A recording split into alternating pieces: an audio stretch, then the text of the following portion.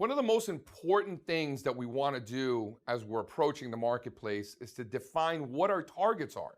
We're going to talk about risk management, but when it comes to setting price targets, there's a little bit of an art involved. We're going to talk about it right now. Let me show you a symmetrical triangle. We're going to go pattern by pattern just to be able to identify how high the stock can go upon a completed symmetrical triangle.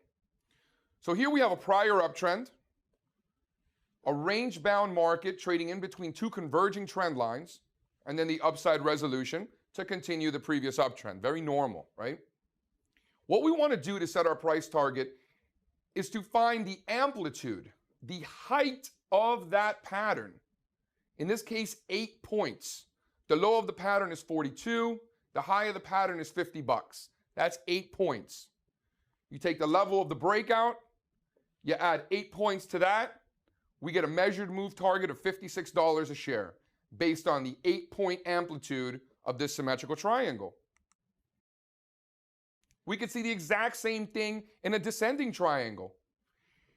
Here we have a series of lower highs and support with a horizontal line at the bottom of the range. We have a 6.5-point amplitude, the height of the pattern.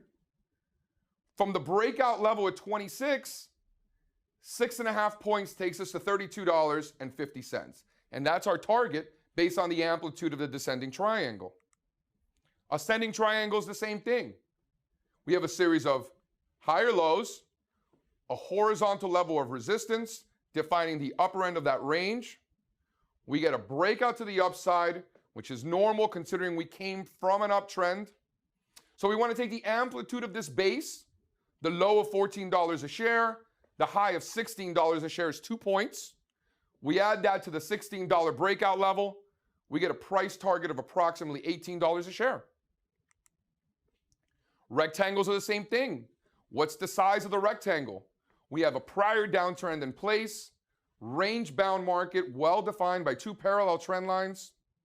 You have a 7-point amplitude, a low of 58, high of 65. Upon completion of this rectangle, we have a target of $51, 7 points. That's where we want to be covering our shorts. Now we're going to talk about the flags and the pennants. They're a little bit different. Because these formations are short and sweet, they tend to show up in some of the strongest trends because they're so short and sweet. They complete a lot quicker than some of these longer rectangles, triangles, things of that nature. So rather than taking the height of the base, that amplitude, because they tend to be so small, what we want to do is we want to take the size of the previous rally going into that consolidation. The flagpole, if you will. The low of the flagpole is $55. The high of the flagpole is $65. That's 10 points the size of the flagpole. So we want to take that breakout level, in this case right around $64, add that 10 points of the flagpole, and we get an upside objective of $74 based on this pennant, a very standard continuation pattern that we normally find within strong uptrends. Here's the flag formation. The way that we set up the measured move is the exact same way. We have that flagpole. The size of that pole is 10 points. The breakout level is 64 after this declining flag going counter to the uptrend. Upon that upside resolution, we have a 10-point target from 64. That gives us a target of approximately $74 a share based on the size of the previous flagpole. Now let's go into some of these reversal patterns. Here's a standard head and shoulders. You have your left shoulder, your head, and your right shoulder, a very well-defined neckline, which is support underneath this market.